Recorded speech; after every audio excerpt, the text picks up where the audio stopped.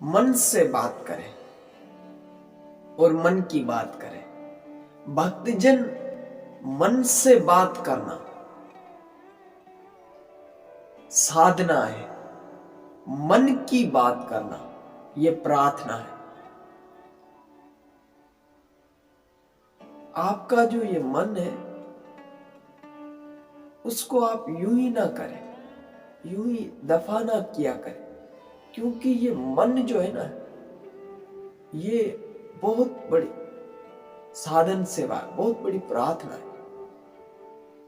क्योंकि अभी तक हमने मन के विषय में पता नहीं क्या से क्या सोचा हुआ। जैसे एक पिता अपने पुत्र को अच्छे ढंग से चलाता है, वो अच्छे प्रकार से समझाता है, क्योंकि उसे पता है कि मेरे बुरे शब्दों से कहीं ये उखड़ ना जाए, कहीं ये बिखर ना जाए। भक्तजन उसी प्रकार से हम मन को अच्छी तरह से चलाए, उसको ऐसे कटु वचन भी ना कहें कि जिससे उस पर कोई असर पड़ता हो। परंतु फिर भी आप बात ये ध्यान में रखिएगा कि मन से बात करना ये साधना है और मन की बात करना ये प्रार्थना है। जब आप मन से बात करेंगे, ठाकुर जी जब आपको मिल जाएंगे तो फिर उनको मन की बात कर दीजिएगा। इतना ही मन का एक परिश्रम है।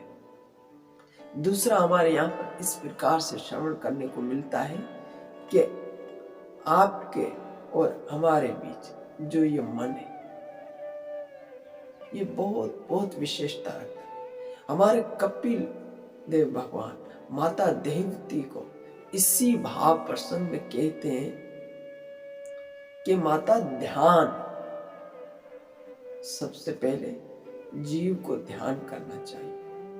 भक्तजन ध्यान की प्रक्रिया कुछ इस प्रकार से कि भीतर को देख ले।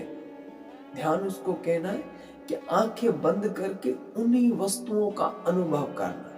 क्योंकि आज हम सहजता से किए जाते हैं कि मुझे बिरजवास दे दो, मुझे बिरजवासी बना दो, कब बनेंगे हम बिरजवासी। ये तो एक भाव है, एक अलाप है, एक राग है। राग भी अच्छा लगता है, सुर भी अच्छा लगता है, शब्द भी अच्छे लगते हैं, भजन भी अच्छे लगते हैं, परंतु ये सब अच्छे तभी लगेंगे जब ये हमारे अनुभव में हो।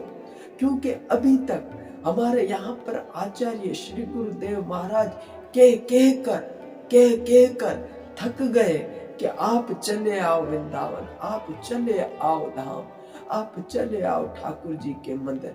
अभी तक हमने इस भाव को समझा नहीं, अभी तक हम इस बात पर अड़े रहे हुए कि हमें कोई इनविटेशन कार्ड आएगा तभी हम जाएंगे वृंदावन, तभी हम जाएंगे गुरु के द्वार पे। परंतु हमारे आचार्य कह कर थक गए कि चले आओ चले आओ।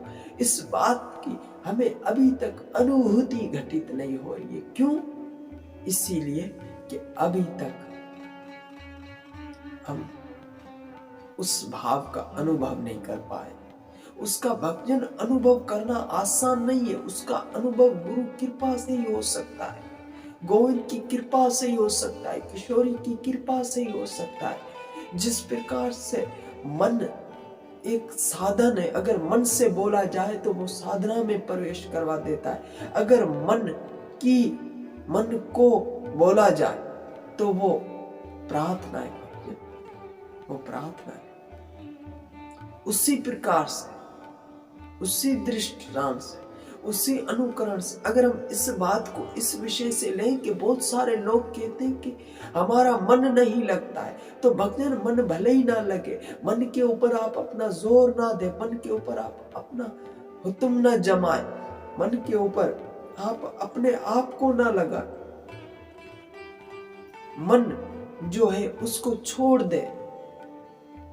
परंतु जो लग रहा है उसको तो लगाए। मन भले ही सेवा में ना लगता हो, मन भले ही कथा में ना लगता हो, मन भले ही भगवान की अर्चना में ना लगता हो, मन भले ही भक्तों की सेवा में ना लगता हो, परंतु आपकी इस शरीर की दूसरी क्रियाएं तो आप भगवान की सेवा में लगा सकते हो।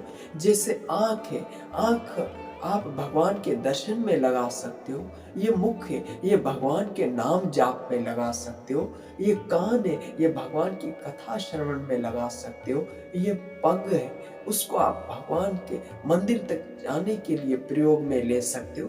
उसी प्रकार से भक्तजन, अगर आपका मन भले ही ना लगे परंतु आपकी अपनी और क्रियाएं भी लग गई ना, तो ये कहीं ना कहीं आगे चलकर लग ही जाएगा।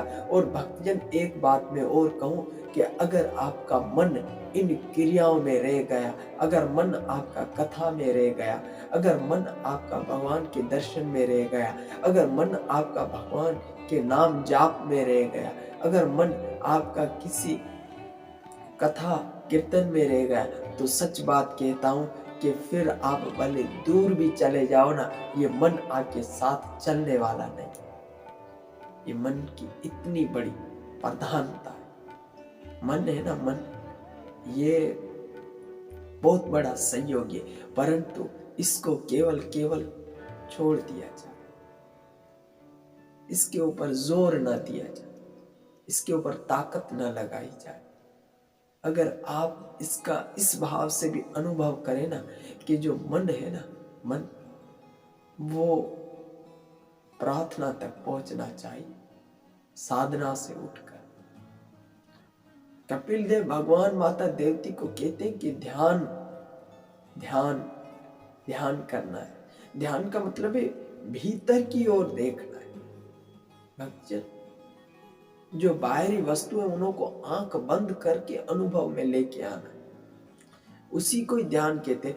परंतु हम आंखें बंद करते, हमें पुरानी चीजें याद आती है। हम जब भगवान के स्मरण करते हैं, नाम जप करते हैं, कभी कभी आंखें बंद कर देते हैं तो हमें पुरानी वस्तुएं याद आती हैं, भूले हुए रिश्तेदार याद आते हैं, भूली हुई हमारी कोई चाबी गुम हो गई है वो याद आती है, भूला हुआ कोई ग्राहक याद आता है, भूली हुई संसारी कोई भी वस्तु याद आती है। परंतु हमारे गुरुदेव महाराज कहते हैं कि आप भगवान का स्मरण करते रहे, आप माला करते रहे। आज तुम्हें भूला हुआ रिश्तेदार याद आया हुआ है, आज तुम्हें भूला हुआ 100 का नोट याद आया हुआ है, आज आपको भूली हुई चाबी याद आई हुई, एक दिन तुम्हें इसी प्रकार से भूले हुए श्री गोविंद भी मिल जाएंगे। भक्तजन, इसी प्रकार से हमें अपनी परिक्रिया रखनी।